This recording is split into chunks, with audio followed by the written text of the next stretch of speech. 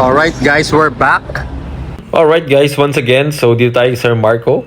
Naka-appointment tayo today and kita nyo naman guys, manipis yung brake pads natin. So before, dinala ko dito si Veloz, pina-check ko.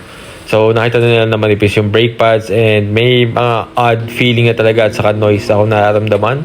And yeah, I came back a week after and yan, nagpa-schedule ako appointment. So good thing available yung front brake pads nila. So ayan guys, right now doing the replacement. So madali lang to, 30 minutes, then chinek din yung mga pang-ilalim and everything. Alright? Tight bolting, yung mga nuts, pina-check. Tapos basically, that's about it guys. Okay, so this is how much I paid. Front brake pads, labor 553, yung parts 3,000. So it's about 4,000 pesos. Nagkaroon ako ng 305 discount if makikita nyo. Pause nyo na lang guys, alright? So yun guys, once again, syempre, car wash tayo kasi nga solid tayo dito kay Toyota Calamba.